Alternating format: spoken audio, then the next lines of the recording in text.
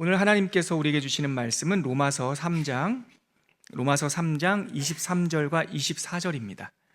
로마서 3장 23절과 24절 우리 한 목소리로 읽겠습니다. 시작.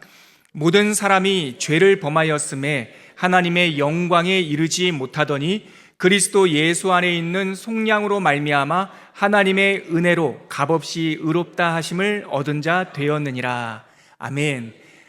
제가 오늘 본문 읽기 전에 말씀드렸듯이 오늘은 이제 TMC가 큰 네 과목으로 우리 더 진리가 구성되어 있는데 그 중에 제일 큰 뼈대를 이루는 것이 있다면 이제 교리입니다. 성경교리.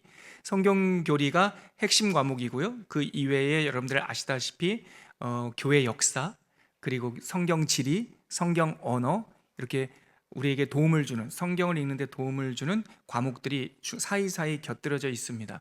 오늘은 그 허리 축 역할을 하는 성경 교리 중에 세 번째 과목, 기억나십니까? 성경 교리가 총 몇 과목으로 이루어졌다고 말씀드렸죠? 예, 7과목. 예. 아무튼 교회에서 숫자에 대한 이 주관식이 나오면 1 아니면 7 아니면 12예요. 예, 셋 중에 하나입니다. 총 몇 과목으로 이루어졌다고요? 7과목인데 그 중에 세 번째가 인간론이다. 지난주 우리가 왜 인간론이 이 위치에 있어야 되는가? 제가 지난주에 말씀드렸던 거 한 번만 더 복습해 본다면 우리는 우리 스스로 하나님을 알 수 있습니까? 없습니까? 없어요. 하나님을 알 만한 것이 우리들 안에 있다라고 로마서는 말하지만 그것이 충분하지 못해서 우리가 하나님을 더듬어 찾으려고 노력한다면 그 노력은 가상하지만 왜곡된 존재일 수밖에 없지요. 마치 맹인이 코끼리를 만져보고 그림을 그리듯이. 그러니까 우리가 하나님을 온전히 알려면 하나님께서 우리에게 당신을 열어 보여주셔야 되는 거예요. 계시하셔야 되는 거예요. 그래서 높이 계신 하나님께서 우리에게 계시해 주시는 그 은혜를 저는 여러분들에게 조금 문학적인 표현으로 낮추시고 맞춰주시는 은혜라고 그랬어요. 성육신 하셔서 우리에게 당신의 진리를 열어 보여주시는 것. 그래서 요한복음 1장 1절에는 태초에 뭐가 계시니라? 말씀이 계시니라. 그 말씀이 하나님과 함께 계셨고 그 말씀이 곧 하나님인데 그 말씀이 육신이 되어 우리 가운데 오셨고 우리가 그를 보니 아버지의 독생하신 자의 영광이요 은혜와 진리가 충만하더라. 그러니까 우리에게 오신 그 호로고스 말씀을 통하여 하나님의 영광과 독생하신 구원의 계획을 보게 되는 거죠. 그 예수님을 향한 우리에게 오신 그 말씀을 향한 예수님을 향하는 계시 구약 성경이고요. 예수님에 대한 계시 신약 성경이죠. 그래서 구약, 그 약이라는 게 약속, 테스트먼트라고 영어로는 되어 있죠. 그래서 예수님이 오시기 전에 온전한 언약이신 예수님을 바라보는 이야기가 구약 성경. 그리고 예수님이 오셔서 그 예수님께서 우리에게 말씀해 주신 그 진리를 우리가 배우고 풀어낸 것이 신약 성경, 뉴 테스트먼트라고 하고요. 그래서 구약과 신약을 합쳐서 우리는 성경을 갖고 있습니다. 그래서 서론, 우리가 어떻게 하나님을 알 수 있는가? 무엇을 통해 알 수 있습니까? 오직 성경. 그러니까 우리가 배웠던 문장으로 보면 이렇게 되죠. 우리는 어떻게 하나님을 알 수 있습니까? 무엇을 통해? 계시를 통해. 하나님께서 우리에게 주시는 구원받을 만한 계시는 오직 성경을 통해서 하나님을 알 수 있다. 그래서 이 성경론에 대한 서론을 배우고 나면 이제 우리가 하나님을 알아가죠. 하나님은 어떤 분이신가? 하나님의 영원한 속성, 그분의 고유한 속성. 그러나 우리가 하나님의 형상대로 창조되었길래 하나님께서 우리에게 주시는 공유적 속성이 있고 하나님의 창조 사역과 구원 사역 등등에 대해서 우리가 신론에서 배웠고요. 그렇게 하나님을 알고 나니까 우리가 지난주에 보았듯이 우리가 광활한 빛 앞에 서면 우리의 어두운 것이 다 드러나고 우리가 수정같이 맑은 거울에 서면 우리의 모습이 비춰지듯이 우리가 하나님을 배우게 되면 반사적으로 그러면 사람은 무엇이간데? 이런 질문이 시편 8편처럼 나온다고 그랬죠. 그래서 사람이 무엇이간데 하니까 첫째 우리는 하나님으로부터 창조되었다. 하나님의 형상과 하나님의 모양대로 원복을 갖고 생육하고 번성하여 땅에 충만하라. 하나님의 형상을 따라 창조된 아주 독특하고 고유한 하나님의 피조물이다라는 걸 지난주에 배우게 되었죠. 그런데 이렇게 하나님의 형상대로 창조된 인간에게 문제가 생겼어요. 그래서 인간론, 사람이란 무엇인가, 사람이란 어떤 존재인가라는 것을 생각할 때 성경은 3가지 단계를 밟는다고 했습니다. 첫째, 사람의 창조. 둘째, 타락했죠. 그래서 우리는 이제 어떻게 된다고요? 구원받을 존재가 되었다, 혹은 구원받게 되었다. 그래서 인간론을 다룰 때는 인간의 창조, 인간의 타락, 인간의 구원, 이 세 가지 주제로 이 우리에 대한 성경의 교리를 밝혀갈 수가 있는 거죠. 지난주에 인간의 창조 얘기했고요. 인간 창조에 할 때 가장 핵심적인 것이 창세기 1장 28절. 하나님이 하나님의 모양과 형상대로 우리를 창조하셨다. 이제 오늘 이제 그 두 번째, 세 번째 주제인 타락과 구원에 대한 이야기를 조금 집중적으로 나눠보려고 하고요. 그럼 목사님, 인간론에 대한 큰 그 스텝이, 그 단계가 사람의 창조와 사람의 타락과 구원이면 그럼 다 끝났네요. 오늘 다음 주에 인간론 세 번째 시간 하신다고 했는데 그럼 다음 주에는 할 게 없나 보죠? 아니요, 있습니다. 그러니까 우리가 인간이 창조되었고 타락했으나 구원받았다. 오늘 시간을 통해서 우리에게 일어난 일들에 대해서는 다 배우게 되는데요, 다음 주 마지막 시간에는 그렇게 구원받은 우리들이 우리의 영혼과 우리들의 삶과 이 속에서 드러나는 다시 회복된 하나님의 영광에 대해서 다음 주에 우리가 나누게 될 거예요. 구원받았다라는 것이 우리에게 어떤 의미일까? 구원받았다면 우리는 그냥 옛날 아담의 모습을 회복하는 걸까? 우리가 바라보는 천국이 에덴 동산의 복원이 아니듯이, 다시 말해서 지금 구원받은 우리가 바라보고 있는 천국은 에덴 동산보다 더 큰 거예요. 즉, 죄로 인하여 타락된 사람이 구원받았다라고 하는 것은 첫사람 아담과 하와가 복원되는 게 아니에요. 첫사람보다 더 뛰어난 둘째 아담 예수 그리스도를 통해서 우리가 상상할 수도 없는 영광스러운 것이 구원받은 사람들에게 회복이 돼요. 그 이야기, 사람 내면에 드러난 하나님의 영광, 사람의 외면에 드러난 하나님의 영광, 이런 내용들을 다음 주에 나눠보기로 하고요. 오늘은 이 인간론의 아주 중요한 두 번째, 세 번째 주제인 사람의 타락과 사람의 구원, 이렇게 배워보도록 하겠습니다. 먼저 강의안을 한번 참고해 보시죠. 목차를 보시면 1번이 오늘 간략하게 목차가 되어 있죠. 1번이 사람의 타락에 대한 이야기를 나눌 겁니다. 타락은, 여러분 저 한번 보시겠어요? 타락은 미래적 사건입니까? 아니면 과거적 사건입니까? 우리에게 현재 기준으로 과거죠. 그래서 현재 사람의 상태를 우리가 생각해 봐야 돼요. 이것은 아담과 하와 타락 이후로 그러면 우리는 어떤 상태였는가? 두 번째, 그렇게 타락해서 인간들에게는 타락의 원인은 무엇이며 그 첫사람들의 타락으로 인한 우리는 어떤 단계를 걸쳐서 타락에 이르게 됐는가? 세 번째는 그래서 타락의 결과가 뭔가? 그게 첫 번째, 우리가 타락에 대한 내용, 인간의 타락에 대한 내용을 한번 짚어볼 거예요. 두 번째는 사람의 구원입니다. 오늘 다룰 건데요, 제가 여러분들 보시기 좋게 14자로 딱 맞췄습니다. 원래 좀 조직신학 책을 보면 참 열심히죠.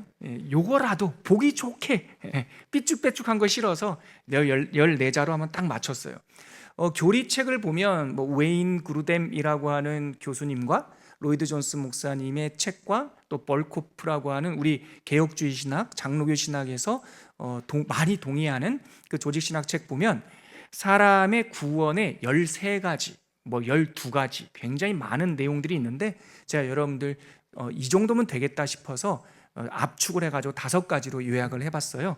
우리 본론에 들어가서 다시 한번 살펴보겠지만 이 5가지 사람의 구원에 대한 그 결과, 그 대전제는 너무나 중요하니까 우리가 목차에서 한번 이 14자로 정리된 5가지의 문장을 한번 읽고 본론으로 들어가 볼게요. 자, 사람의 구원 뭘까? 구원은 어떤 것일까? 1번 같이 읽어볼게요. 시작. 구원은 전적으로 하나님의 일이다. 2번, 구원은 전적으로 은혜의 사건이다. 3번, 구원은 삼위일체의 뜻과 계획이다. 4번, 구원은 사람과 만물에게 적용된다. 5번, 구원의 중심은 아멘. 이 5가지가 구원에 대한 대전제이자 에센스예요. 구원의 내용은 뭘까? 우리는 이제 인간론 마치고 세계교회에서 공부한 후에 성경교리의 4번째 주제인 기독론, 예수님에 대하여라고 하는 4번째 주제를 만나게 될 텐데, 그때 예수님께서 우리에게 주신 구원의 자세한 내용은 그때 가서 배울 거고요. 오늘은 우리의 관점에서, 인간의 관점에서 타락한 인간이 구원됐다라고 하는 대전제만 한번 살펴보도록 할게요. 자, 본론으로 들어가 보겠습니다. 1페이지. 인간론, 사람의 타락과 구원에 대하여. 1번 사람의 타락 강의안을 보시면서 제가 부연 설명하면서 강의안 중심으로 한번 말씀드릴게요. 현재 사람의 상태는 그러면 어떤 상태인가? 구원받기 전을 말하는 겁니다. 성경론, 신론에 이어 우리는 지난 시간에 인간론을 시작했습니다.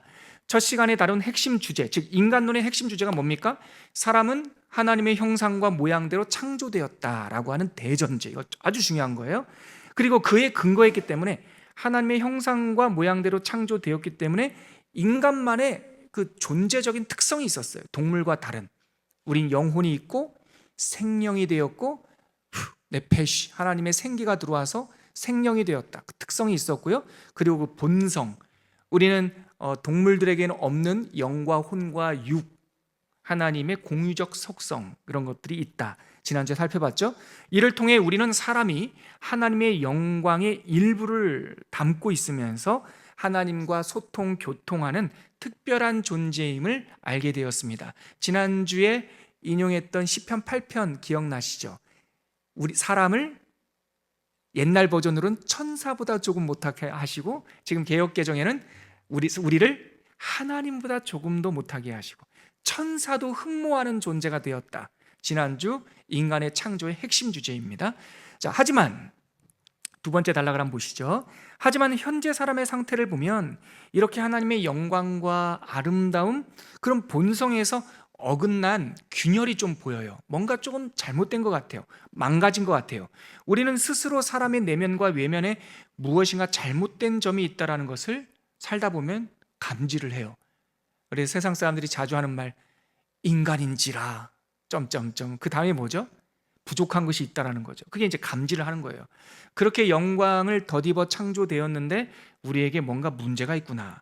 성경은 어떤 결정적인 사건으로 인해서 인간의 본성과 또한 인간의 대표로 하는 사람이 다스리고 돌봐야 되는 세상에 뭐가 망가졌다는 얘기를 해요.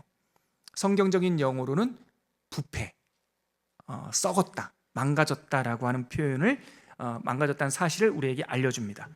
무엇이 문제일까요? 왜 사람은 타락했고 그 타락한 사람으로 인하여 세상이 망가지게 되었을까요? 무엇 때문에 인간이 부패, 썩게 되었을까요? 성경은 그 복잡한 문제를 한마디로 죄 때문에 그렇다라고 말합니다. 죄. 구약 성경의 언어로 죄라는 단어는 여기 구개음, 이 목청에서 나오는 발음이에요. 하타 이렇게 불러요. 하타. 그리고 신약 성경의 언어로는 이 죄라는 말이 함마르티아 이렇게 돼요. 구약 언어에서 하타라는 말과 신약 언어에서 함마르티아라는 말은 완전히 나라도 다르고 민족도 다른 언어인데 담고 있는 의미는 똑같아요. 이 죄라는 말은 엇나갔다라는 거예요. 탈선. 하나님과 딱 짝이 맞아야 되는데 하나님하고 이렇게 엇나가 버린 거예요. 그래서 길 잃은 양, 혹은 각기 이사야 53장에 따르면 각기 제 갈 길로 갔거늘, 예수님의 비유 설교 누가복음 15장에 보면 아버지 집을 떠난 탕자, 그리고 잃어버린 양, 또 잃어버린 동전. 그러니까 구약과 신약에서 계속 나오는 죄의 증상은 뭐냐면 엇나가 버렸다. 세상이 왜 부패했다고요? 왜 사람이 부패하니까 세상이 망가지기 시작했다고요? 죄 때문에. 여기서 교양처럼 히브리어 하타, 헬라어 함마르티아 하나씩 기억해 두시면 좋을 것 같아요.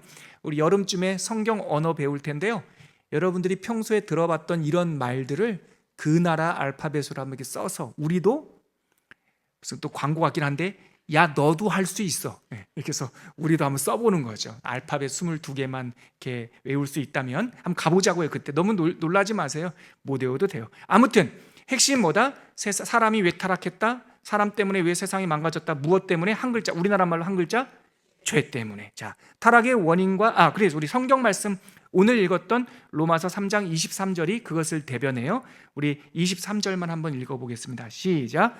모든 사람이 죄를 범하였음에 하나님의 영광에 이르지 못하더니. 죄로 인하여 하나님의 영광과 단절된 거예요. 다다르지 못하게 된 거죠. 자, 타락의 그러면 무엇이 원인이고 어떻게 타락하게 됐을까요? 그 내용을 한번 설명드릴게요. 사람이 죄에 빠지는 것 혹은 마음이 부패하는 상황을 타락이라고 표현합니다. 죄는 전 인격적인 부분에 영향을 미쳤습니다. 여기 별표예요. 죄는 윤리적인 결함이나 어떤 실수가 아니라 전 인격적인 오염이에요.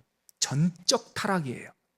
어떤 사람들은 타락으로 인하여 사상이 삐뚤어졌다, 혹은 영혼이 왜곡됐다, 혹은 타락 때문에 전쟁이 일어난다, 현상, 영혼 심미적인 것, 생각 이성적인 것, 이렇게 나누어서 보는데 아니요.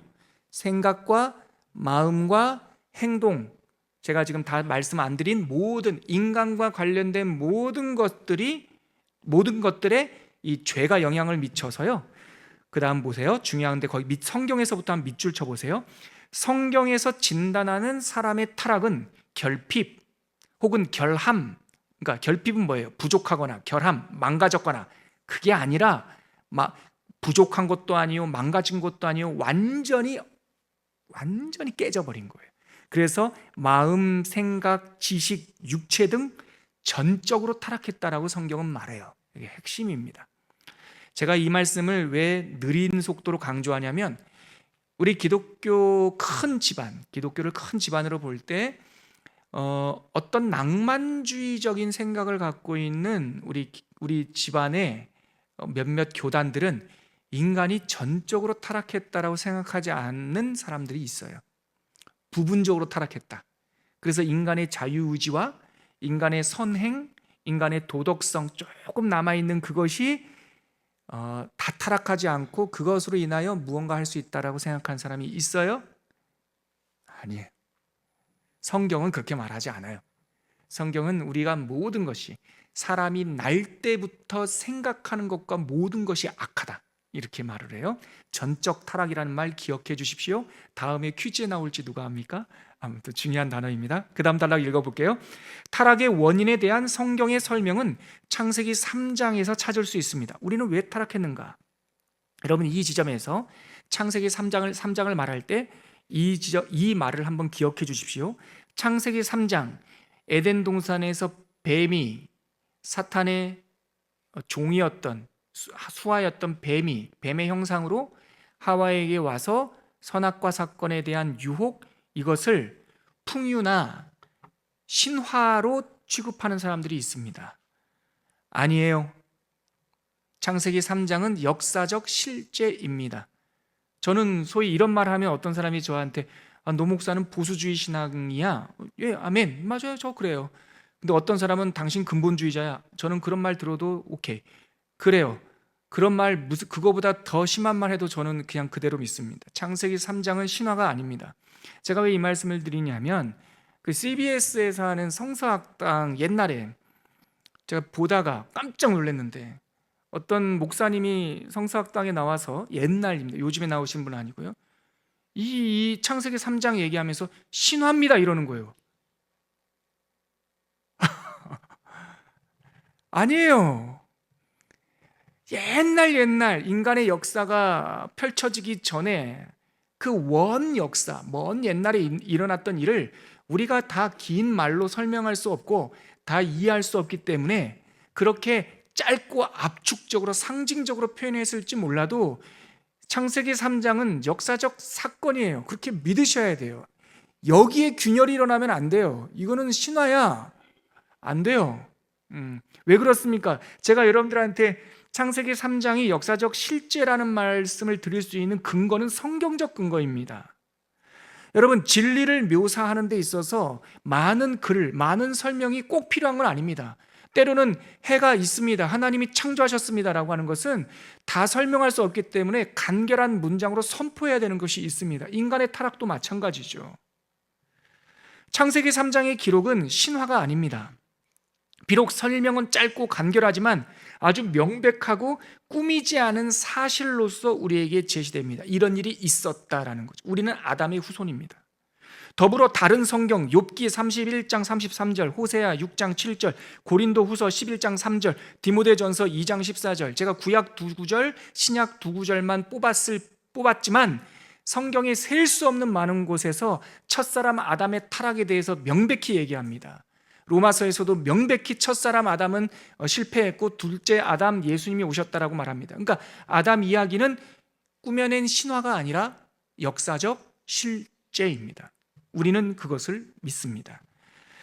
이 사건을 역사적 사실로 성경이 취급한다는 사실 기억하셔야 됩니다. 성경이 그렇게 말하면 맞습니다.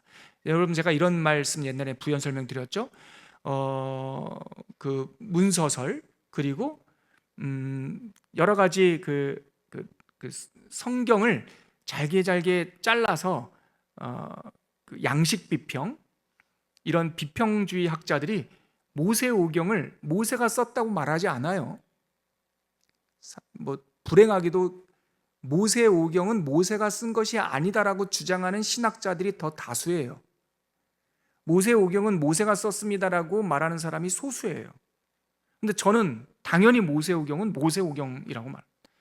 그래서 저도 유학할 때 이렇게 글 쓸 때 모세오경, 그러니까 모세가 썼다는 말을 하면 조금 이렇게 눈치를 봐야 되는 그런 게 서양의 풍조입니다. 마리아 동정녀 탄생 이런 것들도 캐톨릭이나 이런 데서도 아주 그래요. 아무튼 그래요. 그런데 저는 모세오경은 모세가 썼다고 믿습니다. 왜 그렇습니까? 내적 증거가 되게 중요하다고 그랬죠. 예수님께서 말씀하셨잖아요. 모세의 글과 선지자의 글과 시편에서 나에 대하여 기록된 것이 이루어져야 하리니, 누가 말씀하셨습니까? 예수님께서 모세의 글이라고. 저는 믿습니다. 그대로. 마찬가지로 아담과 하와 사건도 별의별 문학적 논증을 갖고 와도 성경에서 아담과 하와의 사건을 역사적 실제로 인정합니다. 그래서 저는 그냥 아멘하고 믿습니다. 다 이해해서가 아니라 믿을 때에 보이는 것들이 많습니다. 그것이 무너지면 정말 댐이 무너지듯이 다 무너집니다. 우리는 성경 중심적 신앙, 성경 교리, 세상에 변증학을 하는 것이 아니라 성경 교리를 배우는 사람들이고 믿는 사람들입니다. 계속 읽을게요. 중요한 사실에서 한번 설명드렸어요. 그럼 이 기록은, 즉 성경의 창세기 3장 이 기록은 우리에게 무엇을 말해줍니까? 1번, 첫째로 악과 죄와 시험은 을 오타났습니다. 시험은 외부에서 온 것이라는 사실을 말해줍니다. 이런 유의 것들, 즉 악, 죄, 시험은 뱀을 통해 사탄으로부터 왔습니다. 원수, 옛뱀, 마귀, 사탄, 계시록에도 나와 있는 표현들을 따르면요. 그래서 여러분, 이 지점이 중요합니다. 우리는 하나님께서 만드셨죠? 하나님의 창조가 결함 있는 게 아닙니다. 우리에게 주신 자유의지까지 완벽한 하나님의 아름다움인데, 악, 죄, 시험은 외부로부터 들어왔다는 거예요. 제가 예전에 이런 화두를 한번 던진 적이 있어요. 괴로움은 어디서 옵니까? 외부에서 옵니다. 그거를 영적으로 잘 분별하셔야 돼요. 내 안에서 샘솟는 것은 생명이에요. 우리가 걱정하고 근심하는 것들은, 괴로움은 바깥에서 옵니다. 소위 정신의학에서도 그 얘기를 말합니다. 트라우마는 바깥에서 오는 겁니다. 근데 그것이 왜 신드롬, 증후군이 됩니까? 그 트라우마를 이별하지 못하고 소화해내지 못하고 내가 그것을 꽉 붙들고 있으면 내 스스로, 그러면 신드롬, 증후군이 되는 것이죠. 여러분, 악과 죄와 시험은 바깥에서 왔습니다. 누구에게 왔습니까? 창세기 3장의 등장인물로 보자면 뱀, 그 근원으로 보자면 사탄, 원수로부터 우리를 실족시키기 위한 으르렁거림이라. 이것이 굉장히 중요한 겁니다. 창세기 3장이 우리에게 주는 메시지입니다. 두 번째는 뭐냐면 하나님 사랑에 대한 의심이 교묘하게 스며들었다는 거예요. 그러니까 죄가 들어오면 증상이 뭐냐면 하나님의 사랑을 의심하는 거예요. 마귀의 대표적인 전략이 그래서 뭐예요? 중상모략이에요. 이거 별표. 우리가 살면서 중상모략에 넘어지면 마귀한테 지는 겁니다. 계속 읽을게요. 첫사람들이 이 뱀의 말에 귀를 빼앗길 때 첫사람 아담과 하와는 하나님의 말씀과 사랑을 의심하기 시작했어. 시작했어요. 하나님이 이거 먹지 말라 하더냐? 먹지 말라고 했지. 왜 먹지 말라고 하느냐? 하나님이 우리를 사랑해서 하나님은 우리에게 좋은 거 주시니까. 이러면 아멘. 마귀는 물러가. 근데 마귀는 뭐라 그래요? 하나님이 너를 미워해서 그래. 너한테 주기 싫어서 그래. 네가 그걸 먹는 날에는 하나님처럼 될까 봐 그래. 요게 중상모략이에요. 하나님께서 왜 그걸 먹지 말라 했습니까? 날 사랑하니까. 하나님을 기억하는 장치니까. 그런데 중상모략하면 하나님의 사랑을 의심하고 하나님의 뜻을 이렇게 사랑을 뜻을 분별하지 못하게 되는 것이죠. 그다음 보십시오. 그 의심은 사람의 속마음에서 야심을 심었어요. 들끓는 마음이죠. 그 야심은 하나님에게 이르는 지름길에 대한 욕구라고 하는 특별한 형태로 나타났어요. 이게 뭡니까? 나도 하나님 되겠어, 이거예요.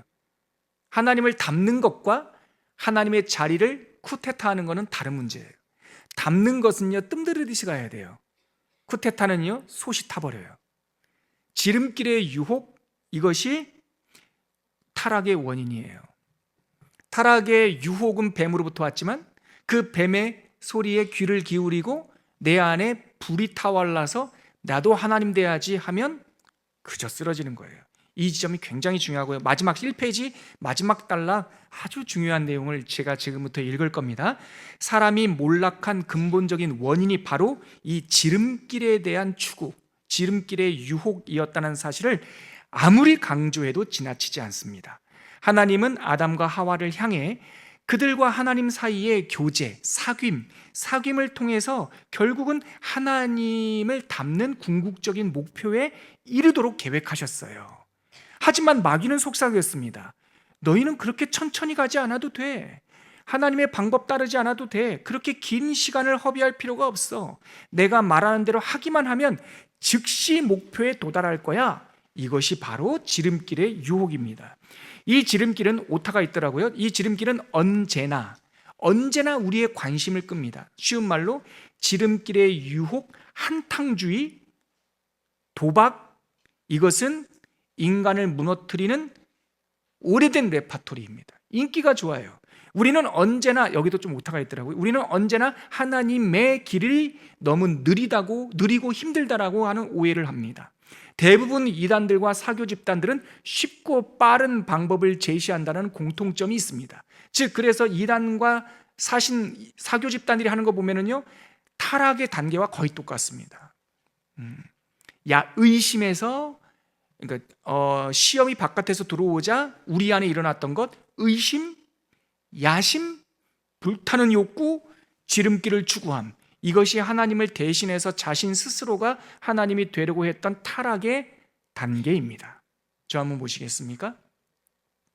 지름길의 유혹은 지금도 유효합니다. 왜 도박합니까? 왜 로또 맞으려고 합니까? 왜 차근차근 운동하지 않고 알약 하나로 살 10kg 빠진다, 이러한 과장 광고가 지금도 팔립니까? 다 우리 안에 죄의 오염이 있기 때문에 그렇습니다. 오늘도 한 가정, 제가 신방에 있는데 그 자매님 간증을 들으면서 제가 큰 은혜를 받았어요. 그분이 그래요. 왜 하나님을 안 믿나 모르겠어요. 근데 그분이 간증하는 것이 뭡니까? 그냥 천천히 정법, 정도, 정량대로 하나씩 살면 다 잘 된다는 거예요. 그분은 우리가 흔히 알듯이 무슨 금수저 물고 태어나신 분이 아니에요. 하나님은 하나님의 은사와 부르심에는 후회함이 없어요. 천천히 가면 돼요. 일확천금 그런 거 없다니까요. 그 돼도 망해요. 돼도 내가 그것을 다룰 수 있는 힘이 없는 상태에서 돈이 일확천금이 생기고, 내가 그것을 다룰 수 있는 인격과 실력이 없는 상태에서 높은 자리에 앉혀놓으면 그 아이는 망하는 거예요. 그러니까 한 번에 뭘 된다 그런 거 없어요. 여러분, 성경 통독도 마찬가지입니다. 성경 통독 세미나라고 가면 일주일 만에 성경을 통독하겠다고 테이프 틀어놓고 처음에는 대초에 하나님이 천지를 창조하시니라 가면 갈수록 빨라지기 시작하고 2배속, 3배속, 4배속 막 이렇게 하고, 처음에는 막 집중해서 읽다가 너무 하니까 막 머리가 쥐가 나는 것 같다 뒤에서 다 자. 그리고 일주일 끝나면 나 성경 1독 했네 그래요. 근본적인 질문은 이겁니다, 여러분. 그분이 잘했냐 안 했냐, 여러분 그런 열심을 가지고 성경 통독 세미나라도 가면은 좋아요. 저는 그런 발걸음이 무의미하다고 보지 않아요. 그렇게라도 하면 그 열정이 좋아요. 그런데 문제는 제가 던지고 싶은 질문이 이거예요. 왜 성경을 그렇게 읽어야 합니까? 누가 성경을 백독하라고 속삭이던가요? 누가 일주일이면 성경을 다 읽을 수 있다라고 유혹하던가요? 그것이 바로 지름길의 유혹이에요. 일주일에 다 통독할 거를 왜 1500년 동안 쓰셨겠어요? 왜 백독, 천독을 해야 됩니까? 한 번을 읽어도 그의 삶이 바뀌잖아요. 제가 양해 구하지 않았지만 제가 한 가지 얘기만 할게요. 지난주에 새가족반 또 찾아오신 3대 가족이 있어요. 새가족반 되는데 노령의 어르신이에요. 할머니세요, 할머니. 뒤늦게 예수님을 믿었어요. 며느리 때문에, 착한 며느리 때문에 예수님을 믿어가지고 백발이 하얀 정말 저희 어머니 뻘 되는, 제가 어머니라고 말씀드려도 되죠? 해도 괜찮다고 할 정도로 어머니 뻘이에요. 뒤늦게 예수님을 믿었는데 그 손주가 그 할머니를 보면 그런데요. 우리 할머니는 틈만 나면 성경 읽으셔요. 예수님 믿은 지 얼마 안 되신 분이에요. 제가 그분께 그랬어요. 어머니 성경 한번 다 읽으셨어요? 정말 소녀처럼 배시시 하시면서 이래요. 제가 한 번 다 읽었습니다. 이제 지금 두 번째 읽고 있는데 처음 읽을 때는 무슨 말인지 잘 모르다가 지금 두 번째 읽고 있는데 말씀이 보이기 시작합니다. 100번 필요 없어요. 1년에 1독씩, 여러분 100번, 우리가 너무나 인플레이션 되어 있는데요. 어떤 목사님이 막 100번 읽었네, 1000번 읽었네, 그러니까 그런 허황된 말에 제발 속지 마세요. 1년에 1독해서 100독하려면 100년 읽어야 돼요. 예? 1년에 1독만 해도 굉장한 겁니다. 근데 그걸 100년 해야지 되는 거를 왜 10년, 5년 만에 100독을 하려고 하냐고요. 제가 우리 얘기로 지금 여러분들을, 우리 스스로를 지금 경성하는 겁니다. 그 모든 것들이 지름길의 유혹이에요. 단번에 뭐 하겠다, 한 번에 끝내겠다, 안 돼요. 첫사람 하와와 아담이 그거에 쓰러진 겁니다. 천천히 지름길을 찾지 말고 한 걸음씩 한 걸음씩 사는 거예요. 평생 사는 거예요. 저는 성경 읽는, 우리 초원교회 성경 읽는 교회지만 여러분 저한테 10독 했습니까? 20독 했습니까? 이거 묻는 거, 제가 묻는 거 들어본 적이 있으세요? 뭐 이번 주에 몇 장 읽었냐고 써내라고 합니까? 안 해요. 왜 그렇습니까? 저 은퇴할 때까지 우리 평생 계속 읽을 거거든요. 그냥 읽다가 한 말씀만 딱 여기 심장을 치면은 그 사람이 그동안에 들었던 말씀을 통해서 변화되는 기적이 일어난단 말이죠. 지름길의 유혹은 첫사람 아담과 하와가 타락한 창세기 3장의 아주 중요한 메시지다. 지름길의 유혹을 경계하라. 계속 읽을게요. 타락의 결과, 사람이 이렇게 타락한 결과는 그럼 무엇일까요? 첫 번째, 아담과 하와가 그들의 육체를 의식하게 되었다는 것입니다. 창세기 3장 7절에 보면 그들이 벗은 것을 알고 서로 부끄러워하여 나무 뒤에 숨었다 그래요. 본래 인간은 타인을 의식하지 않았어요. 타인이 무엇을 먹나, 무엇을 입나, 타인이 뭐 성경 한 번 읽었나, 의식하지 않았어요. 그런데 죄가 들어오면 타인을 의식하기 시작해요. 그리고 타인을 정죄해요. 이게 죄의 증상입니다. 여러분, 한 교회가 성숙한다는 건 뭘로 볼 수 있는 줄 알아요? 사랑하고 아끼지만 그 사람과 경쟁하지 않아요. 그 사람을 의식하지 않아요. 그냥 이렇게 품어줘요. 두 번째는 뭡니까? 두 번째가 그들은 자신의 모습을 부끄러워하고 서로 정죄했다. 이것이 두 번째예요. 육체를 의식하게 됐다. 1번. 자신의 모습을 부끄러워하고 서로를 정죄했다. 그래서 정죄가 막 난무하는 곳에 가면은 자존감이 굉장히 떨어져 있다는 것을 알게 돼요. 막 정죄하는 사람 보세요. 자존감이 되게 낮아요. 근데 자존감이 좋아요. 당당해요? 정죄 별로 안 해요. 3번, 그리고 그들에게는 에덴에서 쫓겨나는 추방명령, 평화에서 쫓겨났어요. 집에서 쫓겨났어요. 그래서 방황해요. 그래서 4번, 하나님과의 단절은 곧 사망 상태를 의미하는 거예요. 자, 타락의 결과가 뭡니까? 첫 번째, 아담과 하와가 그들의 육체, 부족한 것을 의식하기 시작했다. 그러니까 자기를 깔보고 스스로 깔보는 거예요. 두 번째, 자기 자신을 부끄러워하면서 서로 정죄하고, 세 번째, 그들은 에덴에서 쫓겨났고요. 네 번째, 하나님과 단절 곧 사망 상태에 이르렀어요. 자, 죄에서 사망에 이르고 사망에서 우리에게 부끄러움과 다툼과 정죄라고 하는 율법이 들어온 거예요. 죄, 저희 한번 보시겠어요?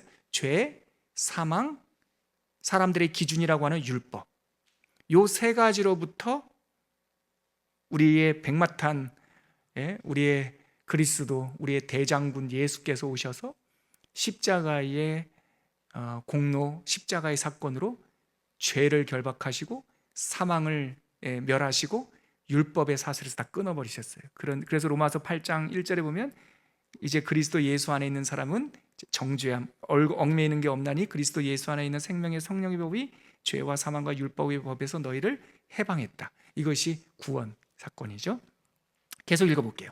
이런 결과의 증상으로 사람들의 세계에는 죄의식이 들어왔어요. 1번 죄의식이 들어왔습니다. 2번 영적인 죽음이 찾아왔습니다. 3번 자연의 장애물. 이게 뭐냐? 엉겅퀴와 쓴뿌리. 그러니까 세상에서 막 이런 어려움들이 죄의 결과로 기근 이런 것들이 있다고 말합니다.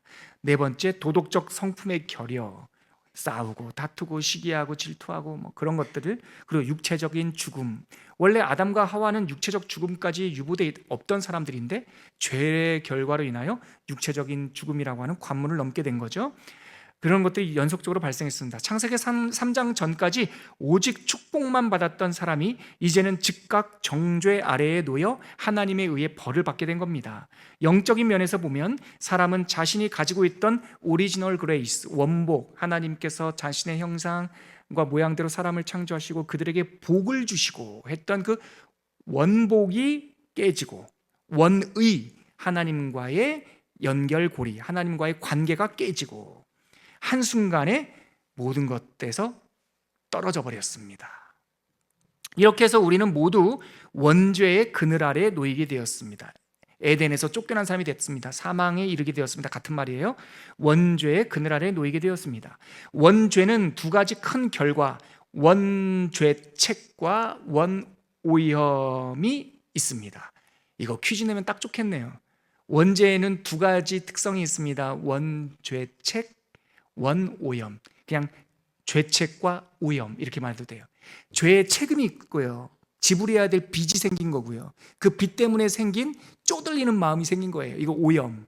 그러니까 죄책이 있고 오염이 있어요. 그래서 예수님께서 오셔서 우리의 죄값을 다 갚아주셨어요. 그래서 우리는 이제 의롭다 칭함받은 사람, 이제 자유다 했어요. 그런데 옛날에 빚지고 살던 쪼들리는 마음에서 아직 해방되지 못하면 오염은 있는 거죠. 그래서 구원받았지만 우리 안에 죄의 오염이 있다는 사실을 알고 항상 선자는 넘어질까 조심하면서 주의하게, 하나님께서, 예수 그리스도께서 우리를 잡으신 그것을 잡으려고 달려가는, already, 이미 구원을 받았지만 not yet, 아직 안 받은 사람처럼 항상 두렵고 떨림으로 너희 구원을 이루라 했던 것처럼 성화의 과정을 가야 되는 거죠. 그래서 죄책은 예수 그리스도의 십자가로 한 번에 도말됐지만 오염은 항상 우리가 주의해야 될 부분이다. 계속 한번 읽어볼게요. 죄로 인한 오염은 전적 부패와 전적 무능이라고 하는 두 가지 끔찍하고 무서운 방법으로 표현합니다. 그러니까 죄로 인하여 우리는 전적으로 부패했고 전적으로 무능하다라는 거예요. 그러니까 우리한테 가능성이 없어요. 은혜가 아니고서는 전적인 은혜예요.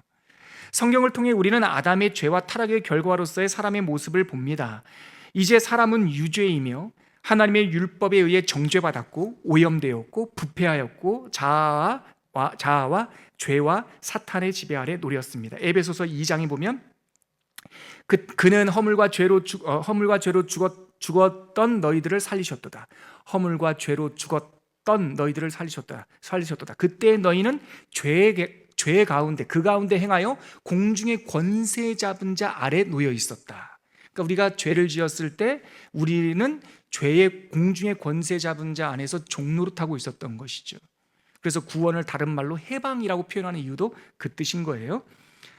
죄 아래에 있는 사람은 철저하게, 완벽하게 무기력합니다. 여기 한번 별표 치고 밑줄 치시겠어요? 죄 아래에 있는 사람은 철저하게, 완벽하게 무기력합니다. 전적 무능, 전적 부패 이렇게도 말합니다.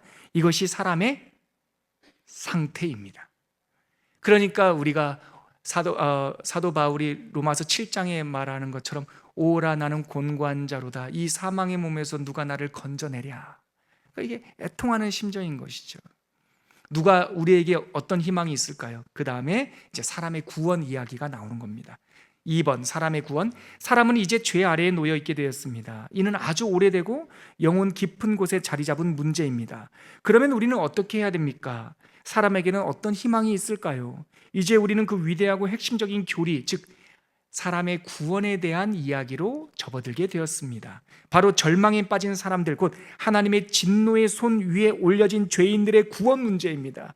이게 요나단 에드워드라고 하는 미국의 대각성 운동을 일으켰던 하나님의 쓰임받은 목사님, 그가 대각성 운동을 촉발시켰던 위대한 설교 제목이 바로 이겁니다. 하나님의 진노하신 하나님의 손 위에 올려진 죄인들이라고 하는 이 제목, 제가 그것을 좀 차용해서 표현했는데요. 이 절망에 빠진 사람들, 곧 하나님의 진노의 손 위에 올려진 죄인들의 구원은 어떻게 가능할까요? 자, 보시죠. 역시 논증이 아니라 성경에 나타난 하나님의 구원에 대한 진술, 명제들을 우리가 하나씩 성경을 한번 읽어봅시다. 그 말입니다. 자, 에베소서 1장 4절과 5절 강의안을 보면서 또 자막을 보시면서 같이 읽어볼게요. 시작. 곧 창세전에 그리스도 안에서 우리를 택하사 우리로 사랑 안에서 그 앞에서 거룩하고 흠이 없게 하시려고 그 기쁘신 뜻대로 우리를 예정하사 예수 그리스도로 말미암아 자기의 아들들이 되게 하셨으니, 자, 거꾸로 보면 돼요. 거꾸로 자기의 아들이 되게 하셨다. 구원이란 뜻이에요. 누구로 말미암아? 예수로 말미암아. 어떻게요? 예정하셨어요. 무엇을 예정하셨어요? 하나님의 기쁘신, 지금 에베소서 1장 4절 5절을 거꾸로 다시 보고 있습니다. 제가 처음부터 다시 시작할게요. 지금 방금 읽었던 에베소서 1장 4절과 5절을 거슬러 가면 해석이 돼요. 우리는 하나님의 아들이 되었습니다. 즉 구원받았습니다. 누구로 말미암아? 예수 그리스도로 말미암아. 무엇을 통해? 예정. 무슨 뜻을 예정하신 거예요? 하나님의 기쁜 뜻이 예정된 거예요. 뭐 하게 하시려고? 우리를 거룩하고 흠이 없게. 이것이 다시 구원이란 말이죠. 뭐 안에서? 사랑 안에서. 근데 여기 사실 1장에 보면은 그 사랑, 정관사 더가 나옵니다. 이 그 사랑은 하나님의 사랑, 예수의 사랑이라는 것도 같이 적용될 수 있습니다. 우리를 뭐 하셨어요? 택하셨어요. 어디 안에서? 그리스도 안에서. 언제부터? 창세전부터. 이것이 바로 우리 구원에 대한 하나님의 놀라운 계획입니다. 창세전부터 그리스도 안에서 우리를 택하사 그리스도의 사랑 안에서 하나님 앞에 거룩하고 흠이 없는 존재가 되게 하시려고 하나님의 기쁘신 뜻을 따라 우리를 예정하셔서 그리스도로 말미암아 하나님의 아들이 되게 하셨다. 이것이 하나님의 구원 계획, 놀라운 말씀입니다. 자, 그러면 이 하나님의 놀라운 구원은 어떠한 특징이 있을까요? 우리가 시작하면서 읽었던 목차 14자로 정리한 5가지 목차입니다. 여기는 같이 한번 읽어볼까요? 저도 앞에서 읽을 테니까. 자, 1부터 시작. 1. 구원은 전적으로 하나님의 일이다. 같이 읽을게요. 시작. 하나님의 구원이란 사람의 구원이란 무엇보다 전적으로 하나님의 일입니다. 성경은 사람을 구원하시는 하나님의 활동에 대한 기록입니다. 죄에 빠져 아무 소망이 없는 가련한 인간에게 하나님은 즉시 한 소망을 주셨습니다. 즉 창세기 3장 15절 원복음이라는 말씀인데요. 같이 읽겠습니다. 시작. 여자의 후손은 내 머리를 상하게 할 것이요. 내 머리가 누구의 머리입니까? 원수, 뱀, 사탄의 머리라는 거예요. 앞으로 여자의 후손이 태어나서 사망, 사탄의 머리를 꽉 밟아버릴 것이다. 즉 이길 것이다 라는 뜻이에요. 계속 읽을게요. 원수와 사망의 완전한 패배 선언입니다. 원수의 패배와 사망의 효력 상실은 그 아래 놓여있던 사람들을 해방하였음을 의미합니다. 이는 구원 사건의 다른 표현입니다. 구원은 시작하신 분도 하나님이요, 말씀하신 분도 하나님이며 자신의 계획을 이루실 분도 하나님이십니다. 아멘이시죠? 구원은 전적으로 하나님의 열심이며 하나님의 일입니다. 이사야 37장 32절 같이 읽겠습니다. 시작. 이는 남은 자가 예루살렘에서 나오며 피하는 자가 시온산에서 나올 것임이라. 만군의 여호와의 열심히 이를 이루시리라. 아멘. 2번 시작. 구원은 전적으로 은혜의 사건입니다. 성경이 말하는 구원에 대한 두 번째 원리는 구원은 전적으로 은혜로 인한 것이라는 사실입니다. 구원은 사람의 반역과 교만, 어리석음과 죄에도 불구하고 이루어졌습니다. 하나님께서 이루신 구원의 내용과 효력에 대해서는 이어지는 기독론과 구원론에서 보다 자세히 다루겠지만, 선행적으로 먼저 우리가 알아야 할 것은 노력에 끼어들 수 없는 은혜의 사건이란 점, 이 지점은 제가 다시 한번 읽을게요. 구원은 전적으로 우리의 공로나 노력이 끼어들 수 없는 전적인 은혜의 사건이다. 협력적 구원 이런 거 아니에요. 우리가 하나님의 놀라운 구원 역사에 1원도 더할 수 없어요. 하나님의 예수 그리스도의 십자가의 구원은 그것으로 충분하며 완전하며 부족함 없어요. 전적인 은혜의 사건이에요. 우리는 하나님의 사랑과 자비, 긍휼을 받을 자격이 없지만 하나님은 우리를 불쌍히 바라보시고 은혜와 사랑으로 당신의 의로움을 나타내셨습니다. 로마서 5장 8절 같이 읽겠습니다. 시작. 우리가 아직 죄인 되었을 때에 그리스도께서 우리를 위하여 죽으심으로 하나님께서 우리에 대한 자기의 사랑을 확증하셨느니라. 거기 오타가 있네요. 우리를 위하여 죽으심으로. 자, 3번 시작. 구원은 삼위일체의 뜻과 계획이다. 아까 우리가 읽었던 에베소서 1장에 보면 그의 기쁘신 뜻을 따라 예정하셨다라고 하는 말씀처럼 삼위일체 하나님의 뜻과 계획이다라는 겁니다. 내용 읽어볼게요. 시작. 성경이 구원에 대해 분명하게 밝혀주는 바는 모든 것이 창세 전부터 계획되었다는 사실입니다. 이는 인과관계와 선후관계를 넘는 신비한 말이지만 성경은 그렇게 선언합니다. 이 말이 뭡니까? 창세 전이라고 하는 것은 시간 바깥이에요. 인과관계, 원인과 결과, 선후관계, 앞과 나중이 없어요. 우리 하나님은 처음이고 나중이고 알파와 오메가고 시작이자 끝이에요. 그러니까 창세 전부터 예정했다라고 하는 것은 인과관계와 선후관계와 상관없이 삼위일체 하나님이 영원의 시간에서, 신비로운 시간에서 예정하셨다는 거예요. 우린 그걸 아멘 할 수밖에 없어요. 창세전에 예정하사 되어 있으니까. 계속 읽을게요. 성경은 이렇게 선언합니다. 그 다음 시작. 하나님은 시간과 공간을 초월하신다는 사실을 믿을 때 이 점도 이해를 넘어 믿을 수 있습니다. 그것은 복되신 삼위의 새 위격이 구속의 계획과 목적에 참여하셨다는 사실이며, 이거 좀 어려운 말이에요. 이거 뭐냐면 성부, 성자, 성령 하나님이 구원 사건에 다 관여하셨다, 그 뜻이에요. 구원이 성자 하나님의 단독적인 사역이 아니라 삼위 하나님의 협의적 사건이라는 점을 암시합니다. 그래서 우리는 성부 하나님을 구원의 창시자로, 성자 하나님을 구원의 실행자로, 성령 하나님을 구원의 적용자로 묘사할 수 있는 것입니다. 더 나아가 성경은 구원이라는 목적을 위해 성부 하나님이 성자 그리스도 예수님을 새로운 인류의 머리요 대표로 세우셨다는 것을 분명히 선포합니다. 삼위일체 하나님의 사건이 구원 사역이지만 우리 성부 하나님은 성자 예수님을 그 구원의 정점에 세워놓으셨다, 십자가를.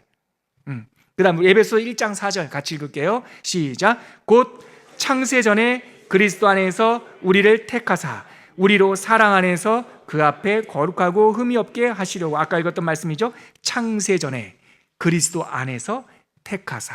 그럼 창세전에 누구도 계셨다라는 암묵적 표현입니까? 그리스도께서 계셨다라는 뜻이죠. 자, 4번 같이 읽겠습니다. 시작. 구원은 사람과 만물에게 적용된다. 성경은 구원이 사람에게뿐 아니라 만물에게 적용된다는 점을 알려줍니다.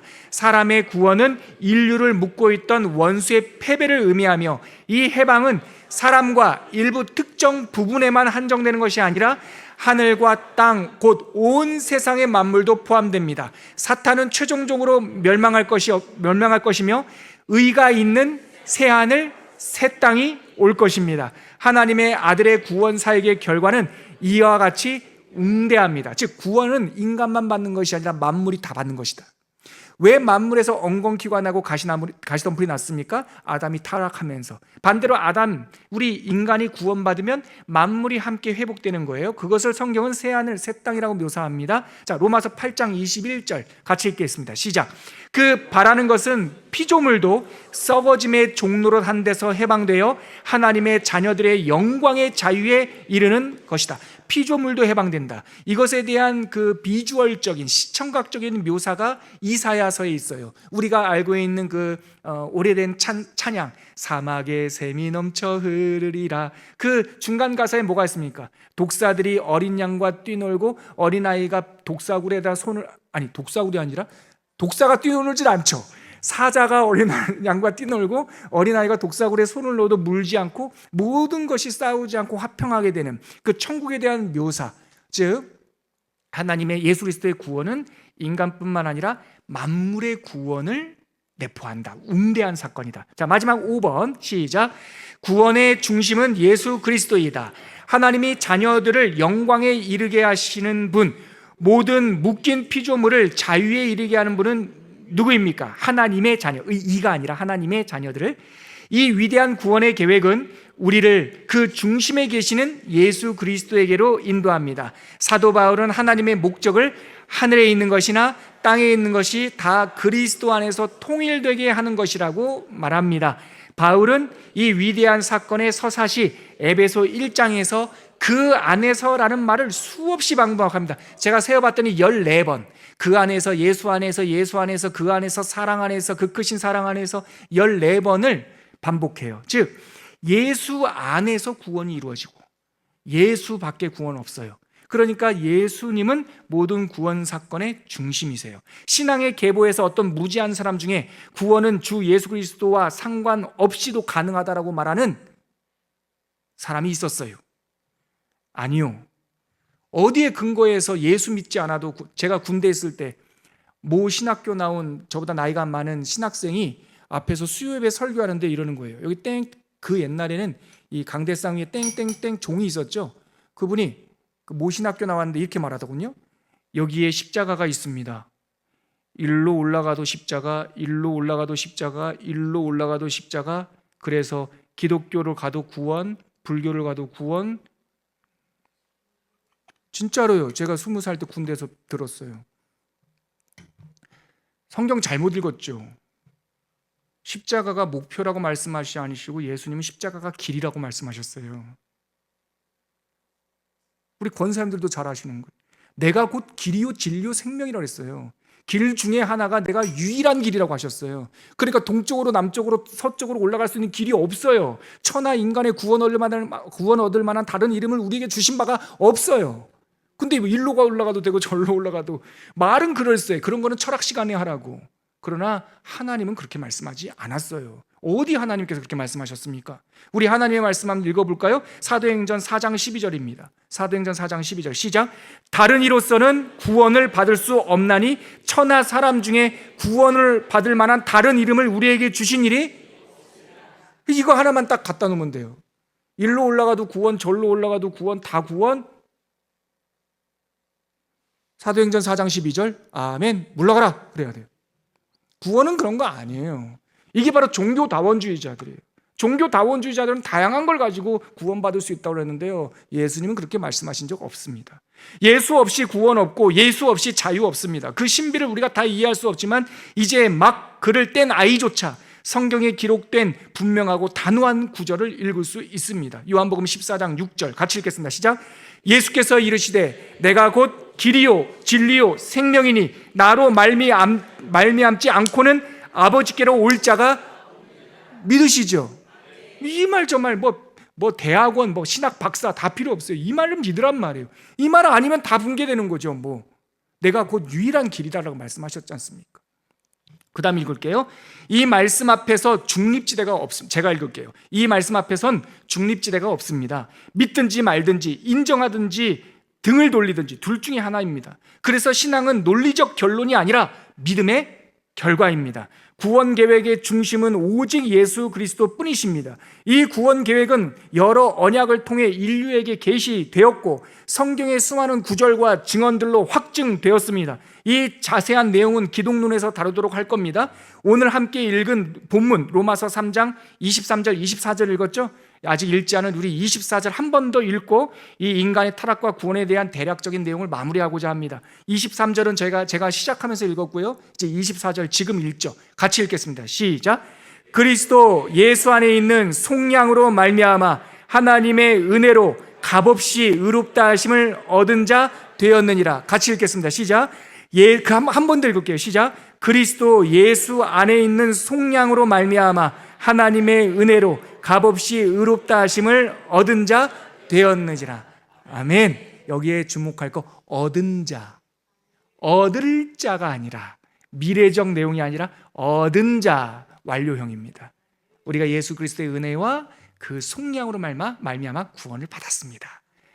행복하시죠? 감사하시죠? 이것이 바로 우리의 구원입니다. 내 공로가 아니라 하나님의 의.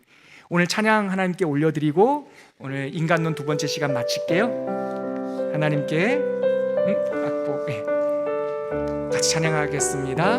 은혜 아니면 어둠 속 헤매이던 내 영혼 갈 길 몰라 방황할 때에 주의 십자가 영광의 그 빛이 나를 향해 비추어 주셨네. 아멘.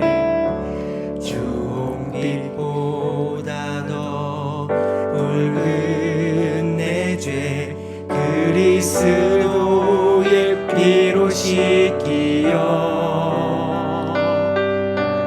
완전한 사랑 주님의 은혜로 새 생명 주께 얻었네. 은혜 아니면 은혜 아니면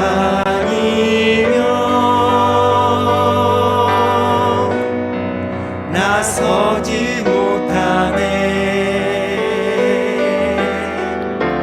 십자가의 그 사랑 능력 아니면 나서지 못하네. 은혜 아니면 나서지 못하네. 놀라운 사랑 그네 아니면 나서지 못하네. 우리 한 번 더 찬양할까요? 가사 묵상하면서 어둠 속에 매이던 내 영혼 갈 길 몰라 방황할 때에 주의 십자가 영광의 그 빛이 나를 향해 비추어 주셨네. 주홍빛보다 더 붉은 내 죄 그리스도의 피로 씻기어 완전한 사랑 주님의 은혜로 새 생명 주께 얻었네. 은혜 아니면 나서지 못하네. 십자가의 그 사랑 능력 아니면 나서지 못하네. 은혜 아니면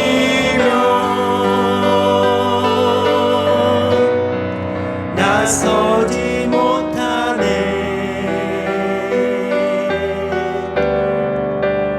놀라운 사랑 그네 아니면 나서지 못하네. 사실 어려운 공부 안 해도요, 이 찬양 가사만 마음으로 믿고 우리의 마음으로 고백할 수 있다면 다 아는 겁니다.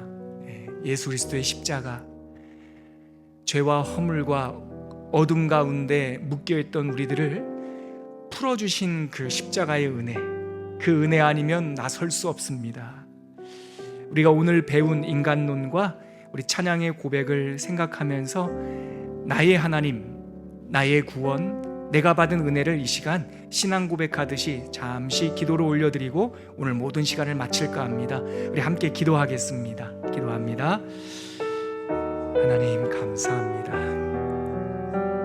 죄악과 허물 가운데 웃는 우리들을 불쌍히 여겨주셔서 삼위일체 하나님께서 창세전에 그리스도 안에서 우리를 택하사 그 사랑 안에서 우리를 그 앞에 거룩하고 흠이 없게 하시려고 우리를 예정하시고 부르셨사오니 우리가 아직 죄인 되었을 때 그리스도께서 우리를 죽으심으로 그 사랑이 확증되었습니다.